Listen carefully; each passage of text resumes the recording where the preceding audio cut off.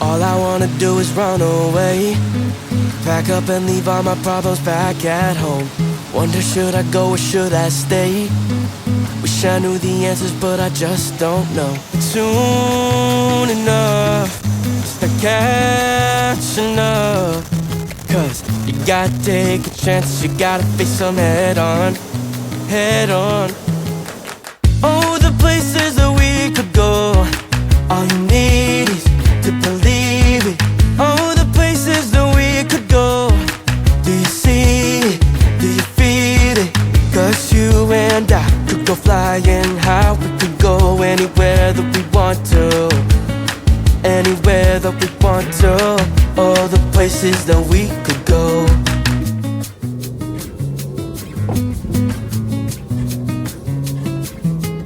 All I wanna do is fly away, 'cause even when I'm running I feel stuck in place. Every day I'm dying to escape, but even if I do, nothing will ever change. Heart beats fast as the moments pass, 'cause you gotta take. Toto, I have a feeling we're not in Kansas anymore. Oh, the places that we could go, all you need is to believe it. Oh, the places that we could go, do you see it? Do you feel it? 'Cause you and I could go flying high. We could go anywhere that we want to, anywhere that we want to. All the places that we could go, all the places that we could go. All the places that we could go, we could go. All you need is to believe it. Do you see it? Do you feel it? Oh, the places that we could go.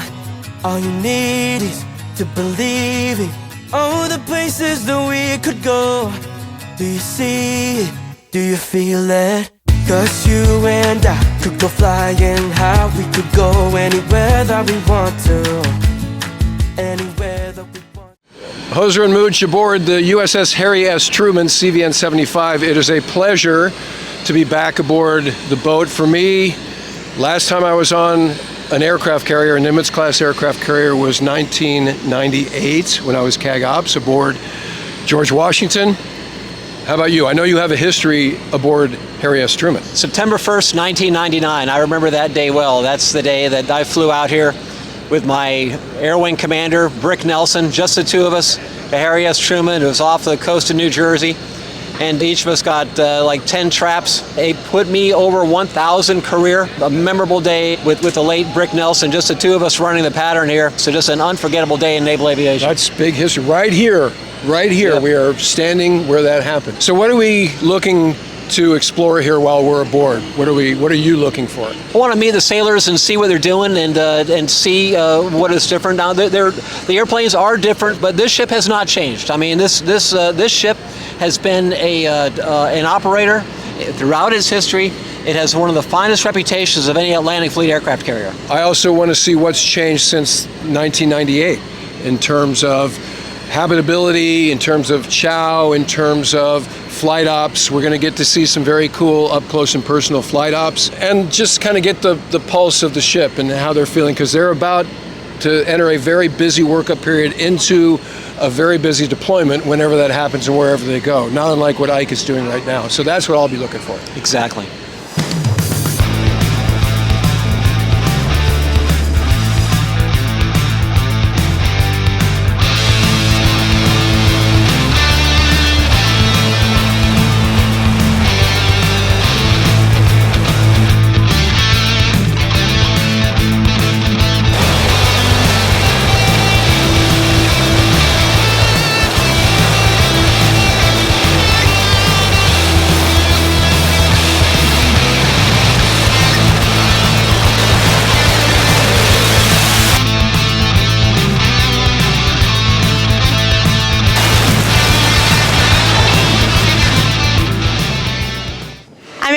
everyone. Jamie Baker. I'm from Syracuse, New York. I've been on board USS Harry S. Truman for 8 months, and I am the V4 Divisional Leading Petty Officer as well as a Flight Deck Safety Supervisor. Our duties in V4 are to provide clean, clear, bright JP5 to the embarked aircraft, making sure that we are fueling safe and efficiently, and making sure that the aircraft launch and recover safely. My favorite part about what I do is being able to work with my junior sailors, help them accomplish their goals and chase their dreams, and of course working up here on the flight deck. The most challenging part of my job is being away from my family, but I know that the reward is going to be worth it.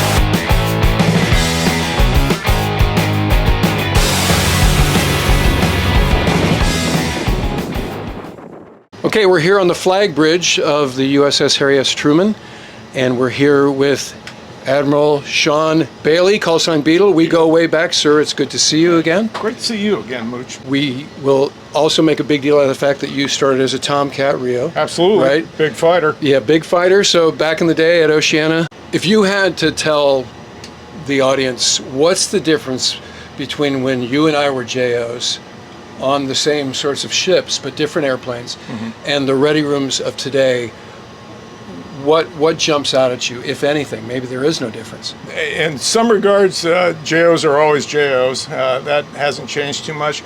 But what I would tell you is just the level of expertise and employment of the weapon systems and the aircraft systems is astronomical these days. That's a byproduct of the technology and the software changes and the different weapon systems that have been added over the years. But it's also really a testament to the fact that we've not kept that syllabus fixed at any time. So they continually make updates and upgrades to that as the aircrew go through. I would probably not do very well as a Cat 1 going through the FRS these days. I'm a little bit overwhelmed just getting in the back trying to do the basic stuff and turn things on and talk on the radios anymore. So it's a lot more complex. They are very, very quick on just being able to do things in the cockpit that I have to stop and think about, but they almost seem to know it intuitively. Certainly some of that comes with repetition, but for the most part, I think they're well equipped when they get to flight school on how to adapt and interface with the technology that we have in aircraft today. How about the sailors? Again, the same sort of question about the generational difference. A lot of folks out there in the heartland criticize, let's just call it Gen Z. They're gamers. They're the knock on them is they're not motivated. They're willing to do just the minimum. Right. What are you seeing as we're looking out on the flight deck and as you're walking around the passageways and as you've gotten to know this crew and the air wing? What are you seeing at the lowest levels of the rank structure? Again, some things that just don't change over time. They're still young adults, young men and women. They're eager to serve and eager to do their jobs.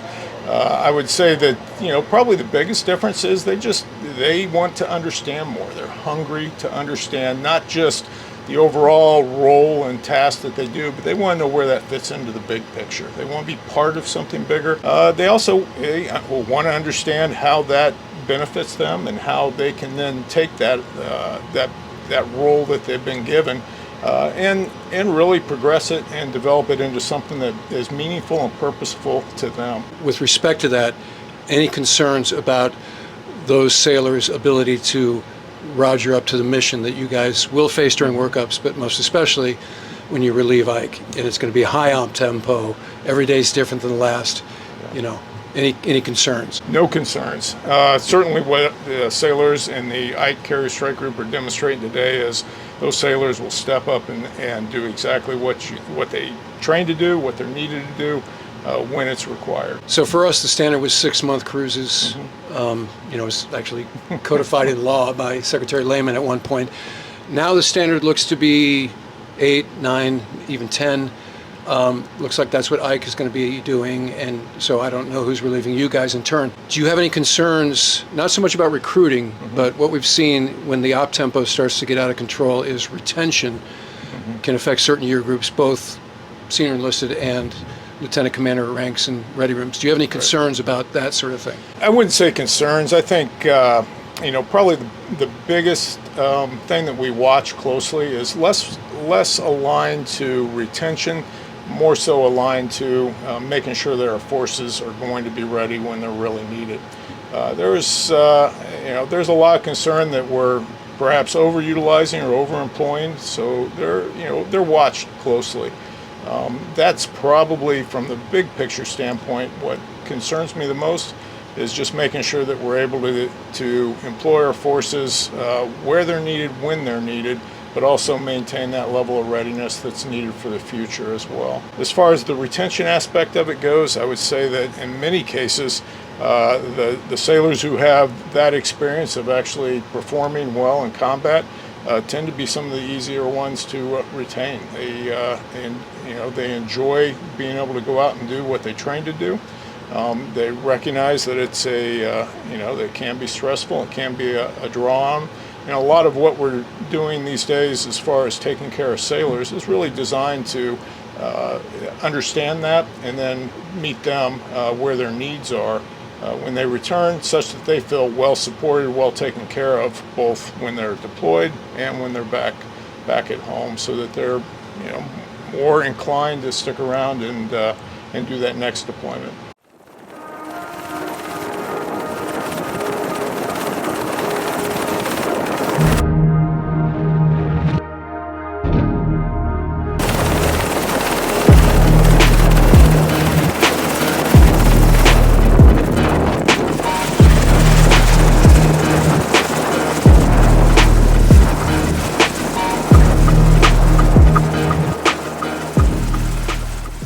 I'm Lee Walker. I am from Oakland, Maine. I'm an aircraft director. I ensure the safety of the hangar bay and make sure that everything is good when it comes to maintenance. It's very tight quarters when it comes to moving everything in the hangar bay. Yellow shirts on the flight deck, they do the same thing, but up there it's a little bit more chaotic, it's more fast. This deployment I want to go up to the flight deck and learn the ways up there. The most challenging part I would say is managing people, managing everybody when it comes to making sure people are out of the way when it comes to aircraft moves, or when we do this thing called FOD walk down. So basically it's just people walking in a straight line, picking up anything that could damage aircraft. The most rewarding part of my job would be no mishaps of any kind.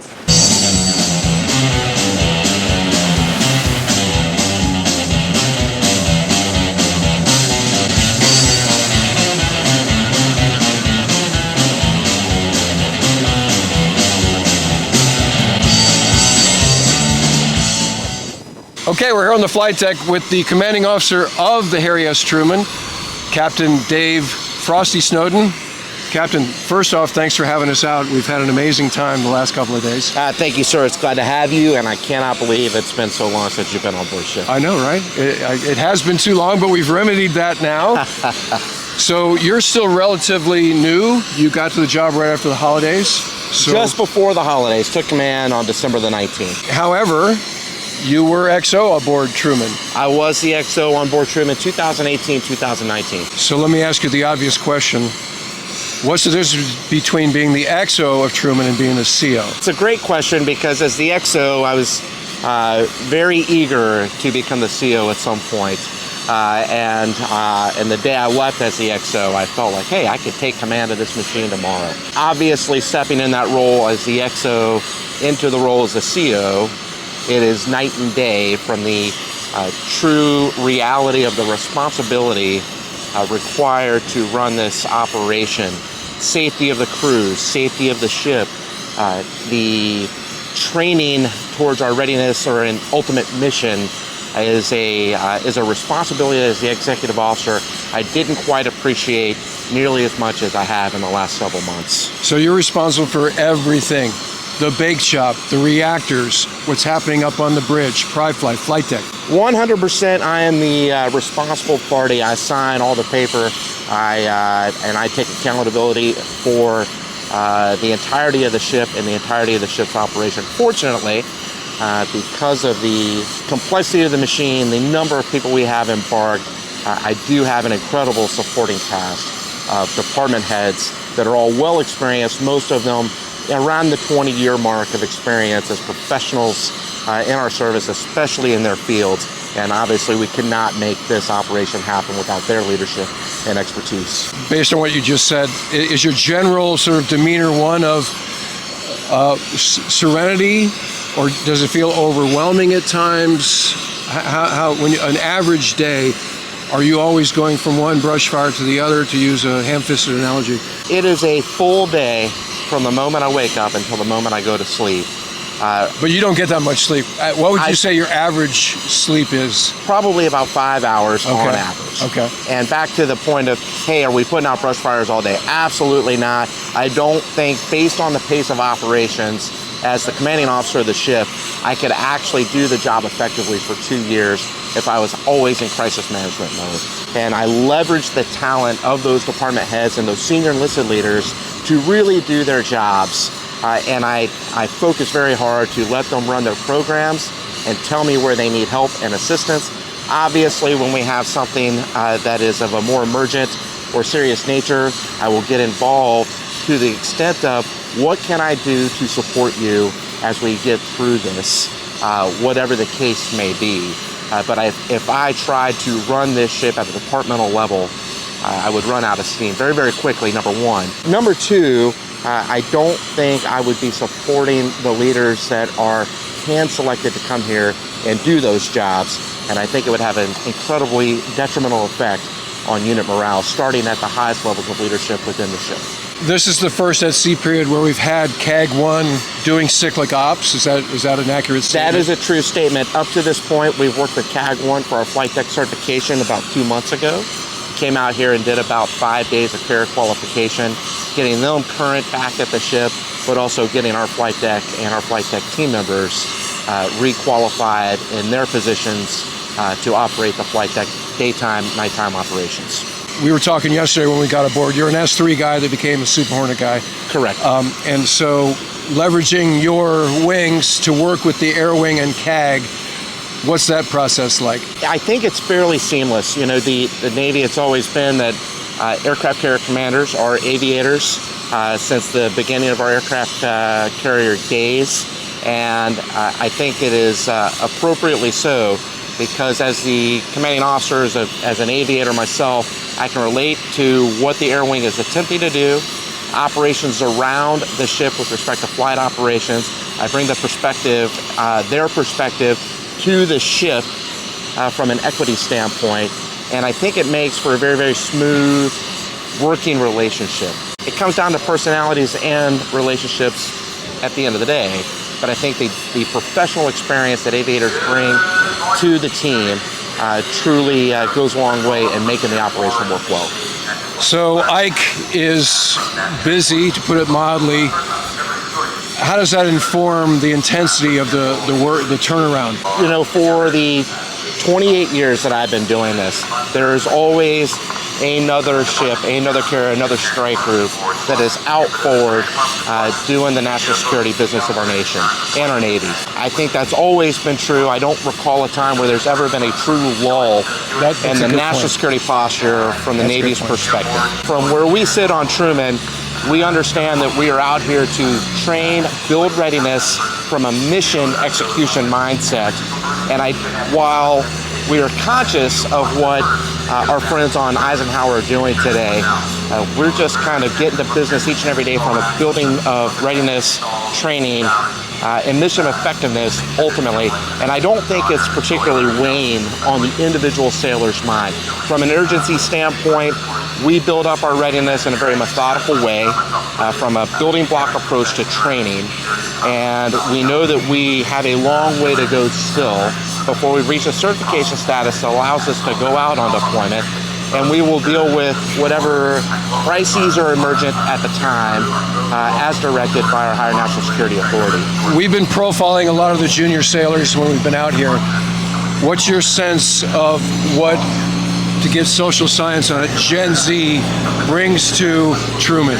They bring perspective that a guy like me does not have. You know, we spoke briefly yesterday about the propensity for an older generation to say, these young guys, they don't know what it's like. They have no sense of commitment and go-get-itness. And I think I fell victim to that several years ago, 10, 15 years ago. And then as I took squadron command, as I was the XO here, I took a much different perspective. Our young sailors were raised with a digital device in their hand, with touchscreens in their hands, access to information like we never possessed. The tenets of chain of command and military organization is no different today than it was when I started the Naval Academy in 1992. We have no challenge with getting sailors on board with good order and discipline.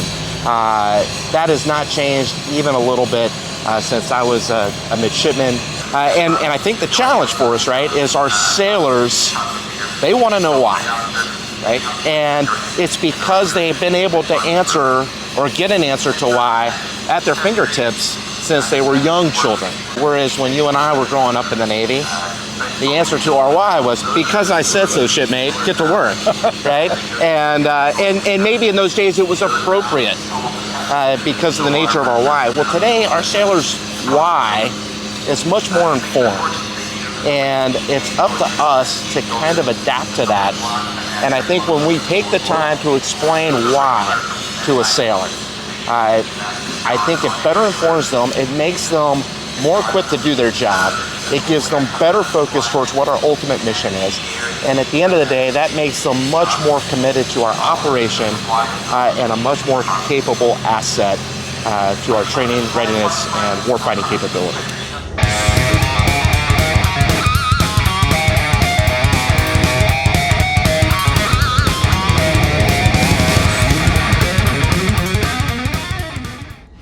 Hi, I'm AB2 Metcalf. I'm from Baltimore, Maryland, and I've been on board the USS Harry S Truman for 3 years. Green shirts are in charge of launching and recovering the aircraft.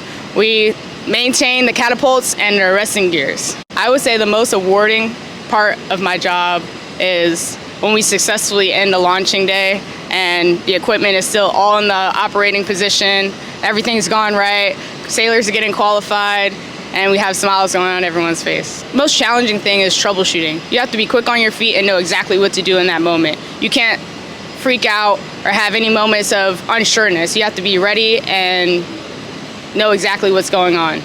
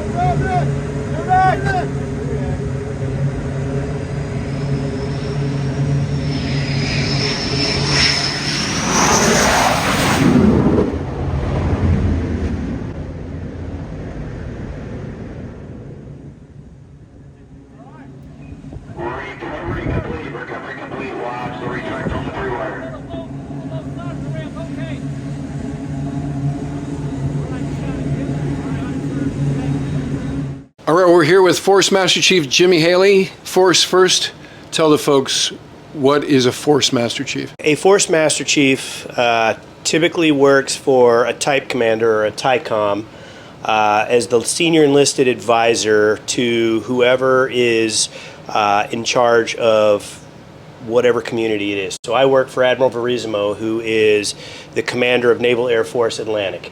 So I'm his senior enlisted advisor. I bring the enlisted perspective to him about things that are going on within the Naval Air Force Atlantic domain. Do a lot of mentorship with the CMCs, all the major command CMCs, the first tour CMCs. Also spend a lot of time with the commanding officers and executive officers. They use me a lot of times kind of as a litmus test with things that's going on within their commands, so forth, before they talk to other folks on the staff about things. So you've got a really diversified background. So yes. Tell folks kind of the high points of your career. Been in the Navy about 29 years and some change. Grew up as a surface sonar technician. Was plank owner on board USS Fitzgerald, commissioned in 1995. If I'm not the last, I'm one of the last plank owners, which was part of the commissioning crew on board Fitzgerald. From there, I went to the USS Benfold. For my first shore tour, I went to Recruit Training Command Great Lakes. Was a recruit division commander, made chief there, then went to the USS Chung Hoon out in Hawaii, another DDG, and then for some reason decided to go back and be a recruit division commander. What year were you on Chung Hoon? I was on Chung Hoon from 2007 to 2010. Was Billy Hurley out there when you were there? He was. Yeah. He was our first lieutenant on board there. I played a lot of golf with that guy. Yeah. He was even pretty good back then, too. Very excited to see him get on the PGA Tour and win. I think it was the AT&T that he won in 2016, yeah. So I was very excited to see that. Yeah. Second tour at Great Lakes, got picked up for the command program. At that point, I made the decision to try something different. I'll never forget the phone call from the CMC detailer saying, "Hey, Lemoore, California, shipmate, are you ready?" He offered me VFA 86 and VFA 154. I chose VFA 86. First CMC tour. Again, I didn't even know where Lemoore, California was. Knew nothing about aviation, but it was the best thing I could have ever done, changing communities. And it forced me to lead with a very questioning attitude, and that's something that I've kept to this day. I went from VFA 86 to Carrier Air Wing 17, worked up, deployed on board Carl Vinson with them, then went to the USS Nimitz, was Command Master Chief on Nimitz, took her out of the yards, worked up, deployed on her, and then went back to the NETSI world for Naval Service Training Command. So we were the ISIC for all the sessions into the Navy minus the Naval Academy. So boot camp, ROTC, Officer Training Command, Newport, and then high school JROTC. From there, went to Safety Center, took them through the full transition to Naval Safety Command, and then from there was fortunate enough to get selected to be the Air Land Force Command Master Chief. So we flew out on the con together earlier today, and as soon as we hit the deck, we went separate ways, and I haven't seen you since that moment. Yeah. So what is it that the Force Master Chief does when he or she comes out to visit a carrier during workups like this? So a lot of times it's just talking to various groups of people. So when I landed today, the Command Master Chief from the Strike Group, I went to dinner with the Squadron Command Master Chiefs. Had dinner with them, kind of talked about my time on board Eisenhower just recently, the challenges that they were facing, and then we just talked about big Navy challenges, gave them an opportunity to ask me questions about things that maybe were bothering them. And then it was just a good opportunity just to kind of let loose and just as a bunch of Command Master Chiefs just talk about, just whatever was on our mind. Then I went and I talked to the entire Chiefs Mess down there, a couple hundred folks in the Chiefs Mess. And again, we talked about Eisenhower, talked about the challenges that they're facing down in the Red Sea right now, and kind of what I saw, what I observed, maybe some of the challenges that Truman is going to face if and when they get down there and relieve them on station. Then I just opened it up for questions. Lots of questions from the senior enlisted there, asking about everything from the NDAA to senior enlisted marketplace, which is our new detailing policy for senior enlisted folks, some mental health resiliency questions, some things like that. So it was a good discussion, and then we just kind of hung out in there and drank a little bit of coffee and just kind of chatted after that. So you mentioned you were just out on Ike, and we've documented what they're doing for the last 6 months, off and on, and it's an understatement to say that their op tempo is high. So what did you see out there that you brought back that you can impart to Truman and other carriers? I saw a team that understood what they were doing and the importance of it. I went out there thinking that I was just going to get beat up by sailors that were miserable, that were bored, that were irritated that they, haven't had a good opportunity for maybe, some time to let loose a little bit. But I didn't see that. I saw a bunch of sailors that understood the mission that they were doing, understood the importance of that mission, and were excited about getting to do it. I saw leadership teams that were an absolute team. That from the strike group to the major commanders, they all worked very well together for the best interests of the organization. And it was eye-watering to see how great that they were all doing there. I left out of there just with my head held high with just excitement, and I couldn't wait to get back and tell everybody what I was witness to seeing from the 4 days that I got to spend out there. So it was wonderful. The team is just they're grinding and they're making it happen, and they're excited about doing it. And we'll also mention that Force is going to throw out the first pitch at a Tidewater Tides game coming up here. Every year, Navy Marine Corps Relief Society has its annual fund drive, and they always do a Tides baseball game for Navy Marine Corps Relief. And because Airlant is sponsoring it, I was kind of goaded into throwing the first pitch. Try not to bounce it. I don't think I'm going to bounce it. Yeah, but you were a baseball player. I played baseball growing up, and I have a 9-year-old son who's very heavily involved in baseball. So may not be the fastest pitch, but I'm going to get it across the plate, and we're going to make it work. Even when you feel low, you can still go. Even when you feel slow, you can still go. Even when there's no hope, you can still go. I never answer to no, man, I still go. Go, go. My name is Fred Clemens, and then I'm the fit boss here on the Harry S. Truman. I've been here approximately like 7 years, and we had the best fitness opportunities here in the fleet. In the last 7 years, we have built a culture of fitness. This here is Battery D. This is one of the 7 gyms that we actually have on board. We have a dedicated spin room, which is called Area 33. We got another gym that's probably one of the most popular ones. It's called Seaside. That's where you get the workout, and then you can look at the ocean. And then we have our cardio zone all the way back aft, which is a dedicated cardio room with treadmills, ellipticals. We have group fitness classes. Typically, we teach probably around about 17 of those per week. And each month we have a fitness event.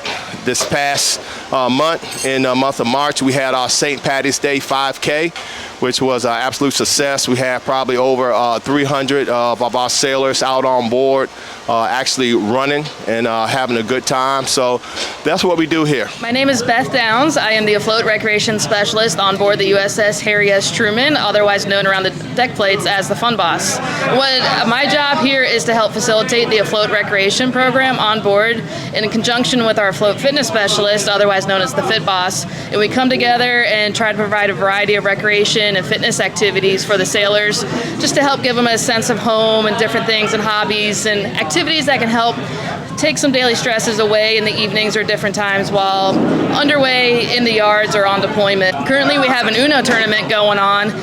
Sometimes it's just taking the little things, even as simple as a game of Uno, and turning it into a little friendly competition, and the sailors really love it.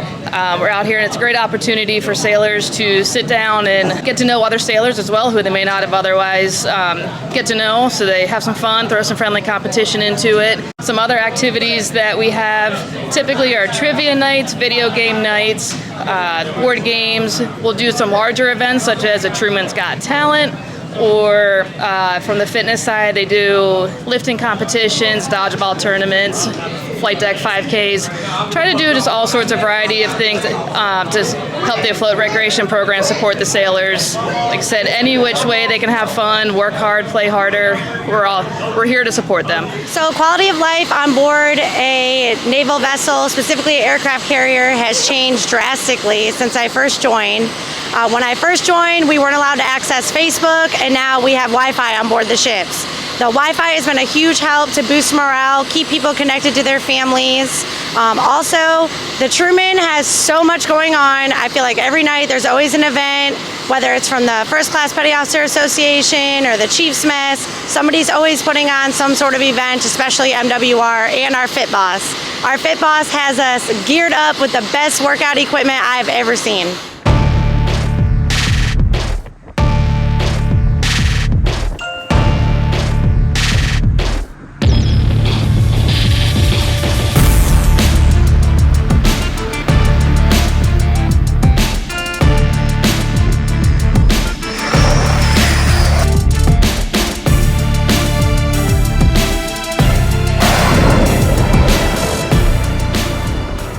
Hi, I'm a CW03 Ronnie Barrio. I'm the food service officer on board Harry S. Truman. The galleys are open for breakfast, lunch, and dinner, and we have meat rats. And in between those hours, we have pit stop and grab and go 24/7. We have around 112 CSs. With the squadron people, they have, because we open more galleys, we have more squadron CSs coming on board. I'm CSN Sin McMillan. I've been aboard the ship for about three weeks, yeah. Ship life is cool. I mean, it's a bit stressful being a CS and all, but other than that, you gotta work with what you got and you gotta make the best out of everything. So that's one thing. Another thing, it has its like pros and cons to it.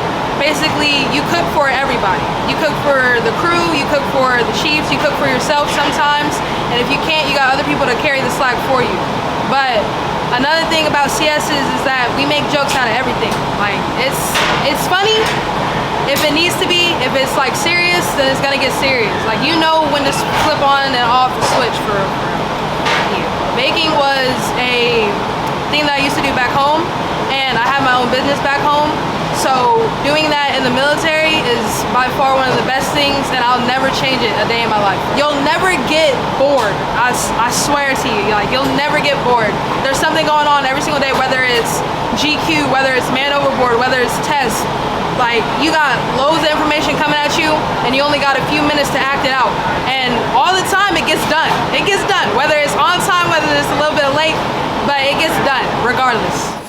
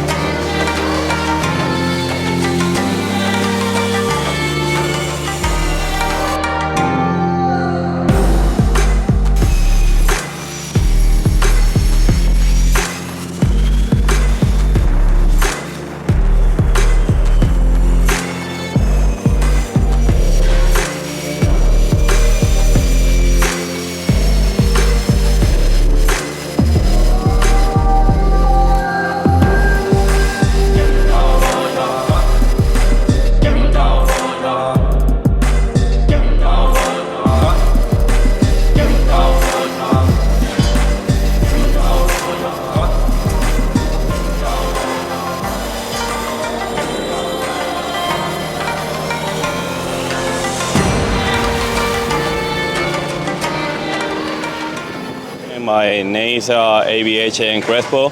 I'm from Puerto Rico. My job is we need to move aircraft to the flight deck, or the flight deck need to move aircraft to the hangar bay. My favorite part of my job is I can see the sea, the sunrise, and everything is different here in the water.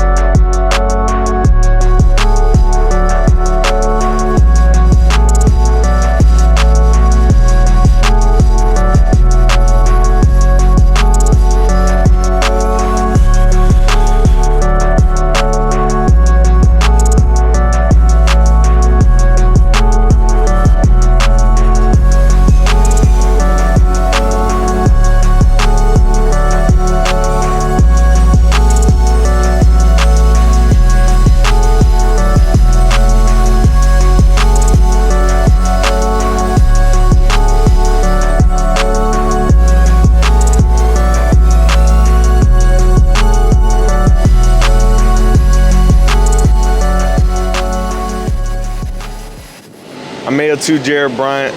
My role is supervisor on G1 flight deck. We maintain and issue ordnance to squadron on board the air wing. The most challenging part of what we do, I'd say, is to be away from my family. I miss a lot of things as far as my kids growing up and missing a lot of firsts. The most rewarding part is when we drop ordnance knowing that we had a little piece of what got accomplished for the mission.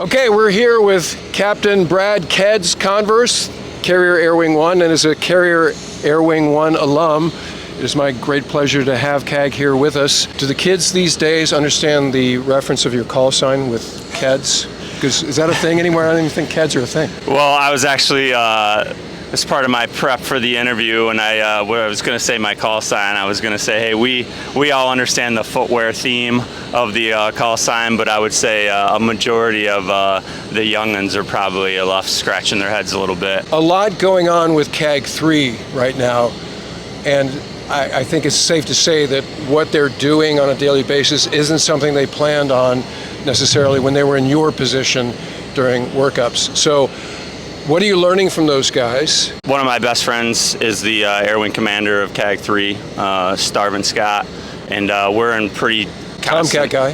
He was. He's probably one of the few left, actually. Right. You know, we're in pretty good communications, and he's kind of sending some lessons learned.